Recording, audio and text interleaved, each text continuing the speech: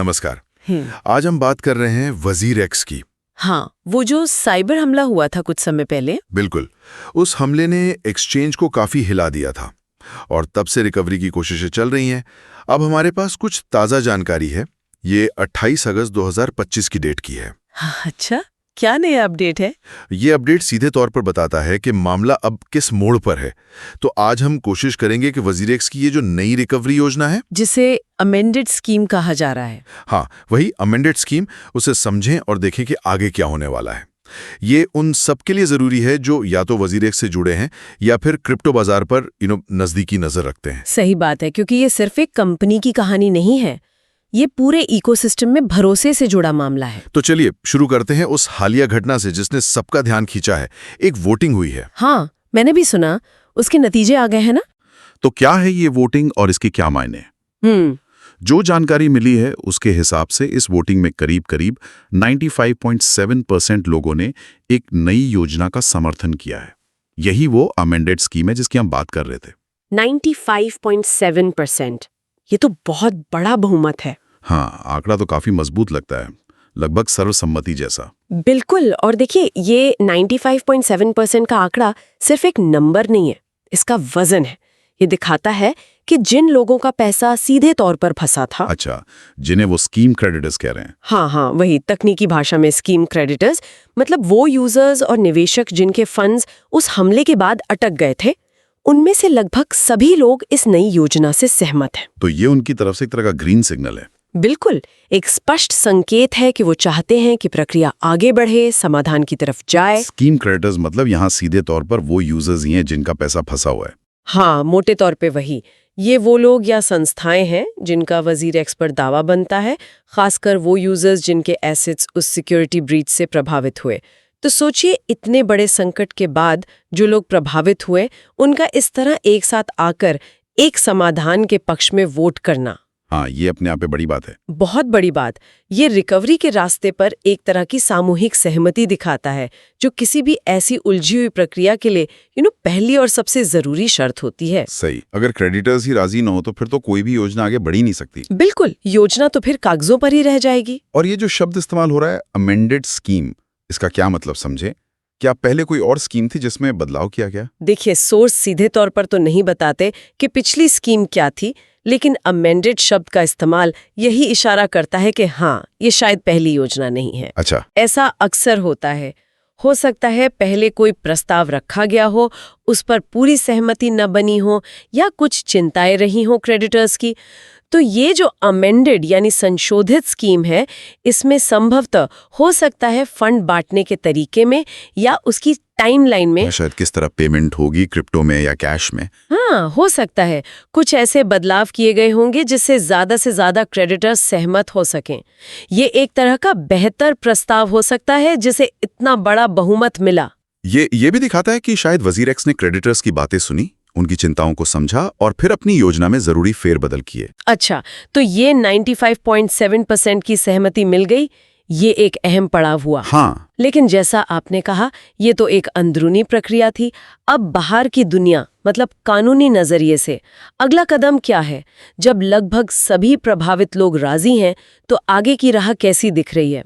अगला और शायद सबसे जरूरी पड़ाव है सिंगापुर हाईकोर्ट की मंजूरी का इंतजार। सिंगापुर हाईकोर्ट, हाँ, क्रेडिटर्स की सहमति अंदरूनी तौर पर जरूरी थी, लेकिन इस योजना को कानूनी रूप देने और लागू करने के लिए एक बाहरी जुडिशियल अथॉरिटी की पुष्टि चाहिए। वजीर एक्स ने अपनी ये अमेंडेड स्कीम सिंगापुर हाईकोर्ट के सामने रखी है। अब अदालत इसकी बारीकी से जांच करेगी। अच्छा, तो कोर्ट क्या देखेगा इसमें? क्या ये सिर्फ एक फॉर्मेलिटी है या यहाँ भी कोई पेच फंस सकता है? नहीं, ये सिर्फ रबर स्टैम्प वाली बात नहीं होती। कोर्ट आमतौर पर ये पक्का करता है कि जो स्कीम है वो सभी पार्टियों के लिए, खासकर क्रेडिटर्स के लिए, निष्पक्ष और न्यायसंगत है या नहीं।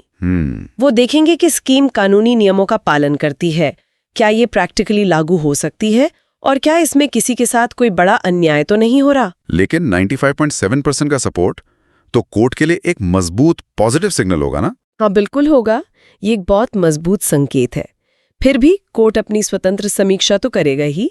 अगर अदालत इस स्कीम को हरी झंडी दे देती है, मतलब इसे कानूनी तौर पर सही मान लेती है, तब जाके वजीर एक्स अपनी योजना पर अमल कर पाएगा। और अगर मान लीजिए कोर्ट से मंजूरी मिल जाती है तो फिर फंड्स कब तक बंटना शुरू हो सकते हैं? कुछ बताया है वजीर एक्स ने इस बारे में? हाँ, वजीर एक्स की योजना के मुताबिक अगर और जैसे ही सिंगापुर हाई कोर्ट से मंजूरी मिलती है तो उसके 10 कार्य दिवसों के अंदर फंड बांटना शुरू कर दिया जाएगा। 10 दिन? सिर्फ 10 वर्किंग डेज? हाँ, 10 कार्य दिवस, और ये वितरण जन्माई इंडिया के जरिए होगा, ऐसा कंपनी ने बताया है। पोर्ट की मंजूरी के सिर्फ 10 दिन बाद? ये सुनने में तो बहुत तेज लग रहा है तो तेज, खासकर इतने बड़े स्केल पर और इतने सेंसिटिव मामले में।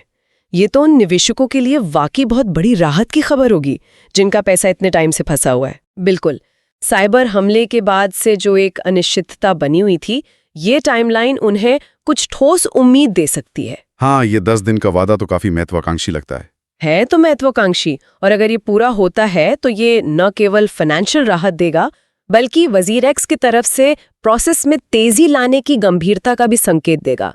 ये उन अनगिनत निवेशकों के लिए बहुत महत्वपूर्ण है जो शायद उम्मीद ही खो रहे थे। लेकिन हाँ, इसमें एक अगर तो जुड़ा ही है, कोर्ट की मंजूरी। और जैसा आपने कहा, 10 दिन की टाइमलाइन को पूरा करना भी अपने आप में एक चुनौती होगी। बिल्कुल, मैं यही सोच रहा था, क्या ये 10 दिन वाली बात प्रैक्टिकल लगती है? इतने सारे यूजर्स को फंड्स लौटाना, इसमें तो कई लॉजिस्टिकल मुश्किलें आ सकती हैं। आ सकती हैं। जैसे केवाईसी की दोबारा जांच करनी पड़ सकती है, ट्रांजैक्शन प्रोसेसिंग का लोड होगा, तकनीकी दिक्कतें भी आ सकती हैं। हाँ, ये सब मुमकिन है। क्या वजीर एक्स ने ये साफ किया है कि वे इस टाइमलाइन को कैसे पूरा करने वाले हैं? ये वादा कहीं उनकी क्रेडिबिलिटी के लिए एक और टेस्ट ना बन जाए? आपने बिल्कुल सही मुद्दा उठाया है। 10 दिन की समय सीमा वाकई एक बहुत बड़ा दावा है। इसे पूरा करने के लिए वजीर एक्स को अपनी पूरी ऑपरेशनल और तकनीकी क्षमता लगानी होगी। इसमें यूजर वेरिफिकेशन से लेके सुरक्षित और सही तरीके से फंड ट्रांसफर करने तक बहुत कुछ शामिल है। सोर्स हमें ये तो नहीं बताते कि वजीर एक्स ने इसकी डिटेल्ड प्लानिंग क्या की है, लेकिन ये पक्का है कि ये उनके लिए एक लिटमस टेस्ट जैसा होगा। अगर वे इस वादे को निभा पाते हैं तो ये भरोसा बहाली की दिशा में एक बहुत बहुत बड़ा कदम होगा। और अगर चूक गए तो फिर उसका नेगेटिव असर भी उतना ही बड़ा होगा। ये सिर्फ एक वादा नहीं है, ये उनकी क्षमता और कमिटमेंट का पैमाना बन गया है। निवेशकों की, पूरे क्रिप्टो कम्युनिटी की नजरें इस पर रहेंगी। चलिए अब उस दूसरे पहलू पर आते हैं जिसका जिक्र इकोनॉमिक टाइम्स की रिपोर्ट में भी था और जिस पर हम पहले भी इशारा कर रहे थे। भरोसे वाला पहलू। हाँ, ये मामला सिर्फ कानूनी प्रक्रिया और पैसे लौटाने तक ही नहीं है। हाँ। इसका एक गहरा आयाम है विश्वास का। क्यों क्रिप्टो की दुनिया में ये विश्वास इतना नाजुक और इतना महत्वपूर्ण माना जाता है? ये बहुत ही अहम सवाल है। देखिए, जो पारंपरिक फाइनेंशियल इंस्टीट्यूशंस होते हैं जैसे बैंक्स, उनके पीछे अक्सर सरकारी बीमा होता है, रेगुलेटरी ढांचे का एक सुरक्षा कवच होता है। लोगों का भरोसा उस सिस्टम पर होता है। सही। लेकिन क्रिप्टो की दुनिया, जो काफी हद तक विकेंद्रीकृत यानी डिसेंट्रलाइज्ड होने का दावा करती है, उसमें भी जब आप वजीर एक्स जैसे सेंट्रलाइज्ड एक्सचेंज का इस्तेमाल करते हैं तो आप अपना पैसा और भरोसा उस प्लेटफॉर्म को ही सौंप रहे होते हैं। ऊपर से इस फील्ड में रेगुलेशन अभी भी बनी रहे हैं और हैकिंग और सिक्योरिटी ब्रीच का तो इतिहास रहा है। हमने देखा है पहले भी कि कैसे बड़े बड़े एक्सचेंज हैक हुए और कुछ तो कभी उभर ही नहीं पाए। मतलब यहाँ गलती की गुंजाइश बहुत कम है। एक बार सिक्योरिटी में सेंध लगती है तो यूजर्स के मन में पहला सवाल यही आता है, क्या मेरा पैसा यहाँ सेफ है? क्या ये प्लेटफॉर्म आगे भरोसे के लायक है? इसलिए वजीर एक्स के लिए ये रिकवरी प्रक्रिया सिर्फ पैसे लौटाने का काम नहीं है, ये उनके अस्तित्व की लड़ाई भी है एक तरह से। ये अपने उन यूजर्स का खोया हुआ भरोसा वापस पाने की एक बहुत बड़ी और शायद सबसे मुश्किल चुनौती है। तो इस रिकवरी प्रक्रिया की सफलता, खासकर फंड वितरण का ठीक से होना, हाँ, वो सीधे तौर पर तय करेगा कि लोग भविष्य में वजीर एक्स पर कितना भरोसा कर पाएंगे।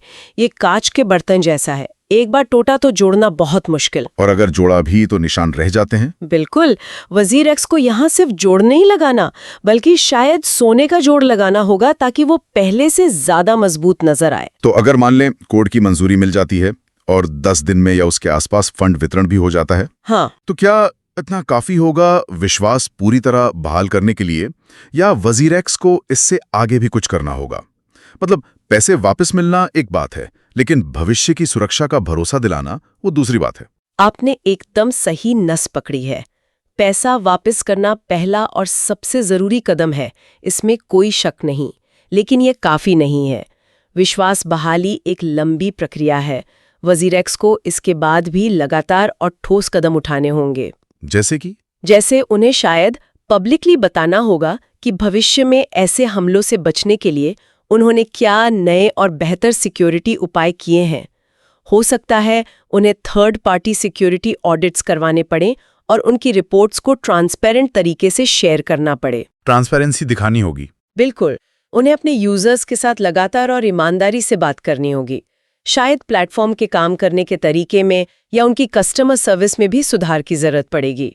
कुल मिलाकर उन्हें अपने एक्शन से दिखाना होगा कि उन्होंने सबक सीखा है और अब वे पहले से ज्यादा सुरक्षित और भरोसेमंद है। सिर्फ बातों से काम नहीं चलेगा, उन्हें अपने इरादे अपने कामों से साबित करने होंगे। ये वाकई एक बहुस्तरीय स्थिति है। एक तरफ सिंगापुर कोर्ट का कानूनी फैसला, हाँ, दूसरी तरफ फंड वितरण की जटिल लॉजिस्टिक्स, और इन सब के ऊपर वो विश्वास बहाली का पहाड़ जैसा लक्ष्य। हर कदम पर रिस्क है और हर सफलता एक नई शुरुआत का मौका। हाँ, और ये तीनों चीजें आपस में जुड़ी हुई हैं।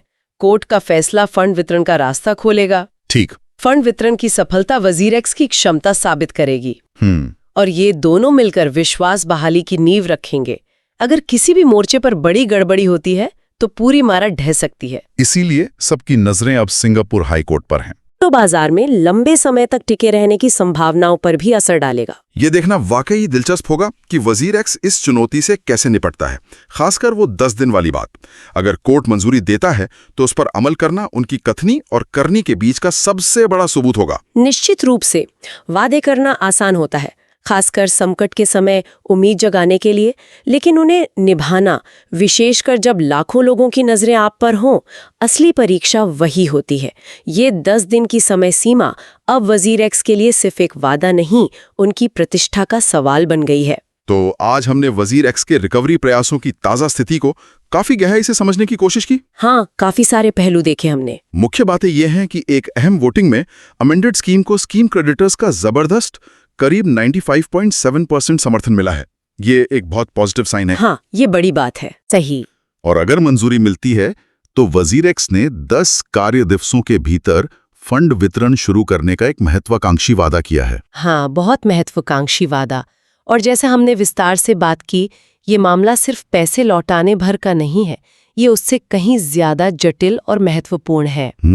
ये वजीरेक्स के लिए उस भरोसे को फिर से बनाने की एक कठिन कवायद है जो उस बड़े साइबर हमले के बाद बुरी तरह हिल गया था।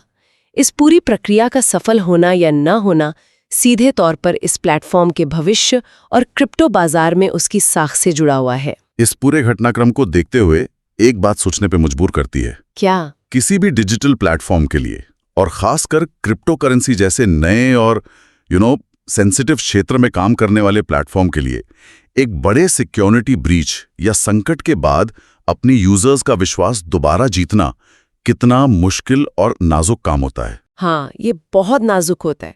वजीरेक्स का यह मामला एक बार फिर हमें दिखाता है कि ऐसी स्थिति में ट्रांसपेरेंसी, लगातार कम्युनिकेशन और वादों पर खरा उतरने वाली ठोस कार्रवाई कितनी ज्यादा मायने रखती है। बिल्कुल, पारदर्शिता और एक्शन दोनों। शायद भविष्य में दूसरे प्लेटफॉर्म्स भी इस अनुभव से कुछ सीख सकते हैं कि संकट के समय सिर्फ रिएक्ट करना काफी नहीं होता, बल्कि भरोसे को एक्टिवली दोबारा बनाना पड़ता है। दोस्तों, ये थी आज की बड़ी खबरें। अगर आप चाहते हैं कि देश, दुनिया और क्रिप्टो से जुड़ी हर बड़ी अपडेट आपको सबसे पहले मिले, तो चैनल को सब्सक्राइब करना बिल्कुल मत भूलिएगा।